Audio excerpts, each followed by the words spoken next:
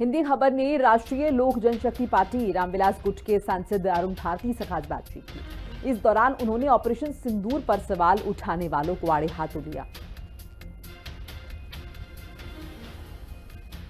जिस तरह से जो अगर हम बात करते हैं राहुल गांधी की, राहुल गांधी ने कहा है कि जो दलित है, जो पिछड़ा वर्ग है, अति पिछड़ा वर्ग है, उसको लेकर कहीं न कहीं नरेंद्र मोदी उनके साथ छलावा कर रहे हैं और वो उनके नहीं है।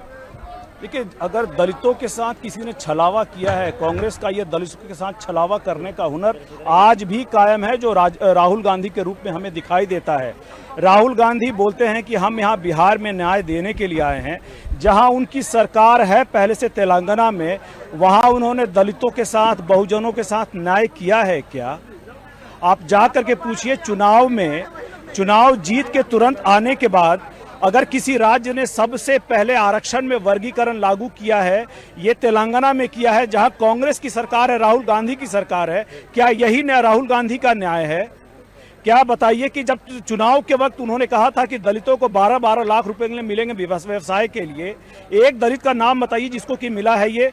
दलितों को वहां घर के लिए बनाने के लिए, आवास के लिए 6-6 लाख रुपए मिलेंगे, तेलंगाना में मिला है क्या? जहां उनका शासन है, जहां वो सत्ता में है, वहां दलितों और बहुजनों के साथ न्याय नहीं कर रहे हैं और न्याय देने के लिए बिहार में आए हैं। पॉलिटिकल टूरिस्ट हैं, यहाँ पे सिर्फ घूमने आए हैं, फोटो खिंचवाने आए हैं, बरगलाने आए हैं। जातीय जनगणना पर भी वो कह रहे हैं कि प्रधानमंत्री जो ये किए हैं ये कांग्रेस की देन है। कांग्रेस ने कहा 2004 से लेकर के 2014 तक राहुल गांधी युवराज, दिल्ली की सत्ता में मनमोहन सिंह की सरकार थी और पूरे ताकत में थे वहां पे राहुल गांधी। उस वक्त तो पास नहीं करवा पाए। विपक्ष में आने के बाद याद आया क्या? उस वक्त दलित नहीं थे, यहाँ पे बहुजन नहीं थे।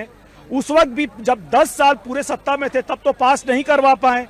और आज चिराग पासवान जी केंद्रीय मंत्रिमंडल में रहते हुए अपनी बात को मोदी जी के साथ समाज के हर बात को उन्होंने रखा है, चाहे वो आरक्षण में वर्गीकरण को खत्म करना हो, चाहे वो लैटरल एंट्री वाला मामला हो, जिसको लेकर के जातीय जनगणना वाला मामला चिराग पासवान जी ने केंद्रीय मंत्रिमंडल में अपने सत्ता की चिंता, कुर्सी की चिंता किए बगैर वहां रखा और प्रधानमंत्री जी से उसको पारित कराया। तो इसका असली श्रेय तो चिराग पासवान जी को जाता है। राहुल गांधी सिर्फ नौटंकी करने के लिए। ऑपरेशन सिंदूर पर भी सवाल कई लोगों ने खड़े किए कि आखिर ऑपरेशन सिंदूर सेना का पराक्रम है, सेना का शौर्य है और भारत की सेना है वो। उस पर इस तरह से लांछन नहीं लगाया जा सकता, उससे से सवाल खड़े नहीं किए जा सकते। फिलहाल बिहार की सियासत की अगर हम बात करें, 2025 में चुनाव है। ऐसे में लोजपा रामविलास भी अपने तरह से पूरी तैयारी में जुटी है। सहयोगी दीपक के साथ संजीव राय, हिंदी खबर, पटना।